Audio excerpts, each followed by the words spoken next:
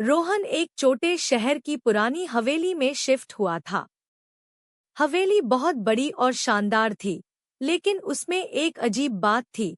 Living room के corner में एक कला लोहे का दरवाजा था जिसका कोई लॉक या हैंडल नहीं था, बस एक सॉलिड मेटल का शीट।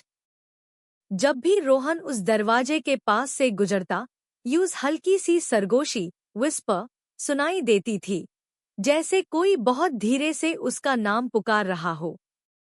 उसकी पत्नी प्रिया ने आयसी उसकी कल्पना इमेजिनेशन मान कर टाल दिया था। एक रात रोहन को नींद नहीं आ रही थी। वो नीचे लिविंग रूम में आया। चांद की रोशनी उस दरवाजे पर पैड रही थी। इस बार सरगोशी ज्यादा साफ थी।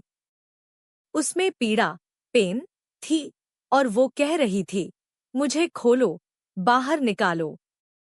रोहन डर गया, लेकिन उसकी क्यूरियोसिटी उसके डर पर हावी हो गई। उसने दरवाजे को धक्का दिया, फिर खींचने की कोशिश की, लेकिन वो अपनी जगह से हिला तक नहीं। अगले दिन रोहन ने आसपास के लोगों से उस हवेली के बारे में पूछा। एक बूढ़े व्यक्ति ने उसे बताया कि वो दरवाजा शापित कमरा द कर्स्ड रूम के नाम से जाना जाता था। कई साल पहले हवेली के मालिक ने अपने छोटे बेटे को उस कमरे में बंद कर दिया था और किसी अजीब रस्म के लिए उसे वही भूखा प्यासा छोड़ दिया था। उस बच्चे की आत्मा वही कैद है। उस रात जब रोहन और प्रिया सो रहे थे, उन्हें दरवाजे पर जोर जोर से थैपथापने लाउड नॉकिंग की आवाज आई। आवाज इतनी तेज थी कि पूरा घर हिल रहा था। प्रिया चीख पड़ी, ये क्या है? रोहन ने हिम्मत करके कहा, मुझे लगता है वो निकलना चाहता है।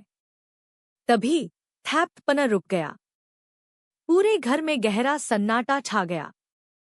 और फिर बिल्कुल दरवाजे के पास से एक बच्चे के रोने की आवाज आई। मगर ये रोना किसी छोटे बच्चे का नहीं था। ये इतना तेज और भयानक था कि रोहन और प्रिया के कानून से खून निकलने लगा। जब आवाज रुकी तो रोहन ने महसूस किया कि कमरे में बहुत ज्यादा ठंड हो गई है। उसने धीरे से रोशनी जलाई। दरवाजे की तरफ देखते ही उनकी रूह कांप गई। कला लोहे का दरवाजा अब भी बंद था, लेकिन उसकी स्मूथ मेटल सरफेस पर 5 खून के निशान बेनहुदा, जैसे किसी ने अंदर से अपने खून से उंगलियों के निशान बना दिए हो। और उसके ठीक नीचे खून से ही एक लफ्ज लिखा था, तुम्हारी बारी। रोहन और प्रिया वो घर उसी पाल छोड़कर भाग गए, लेकिन वो काली सरगोशी और खून के निशान हमेशा उनके सपनों में आते रहे। ये याद डायलेट हुई कि वो दरवाजा आज भी बंद है और उसके पीछे का राज अब उन्हें ढूंढ रहा है।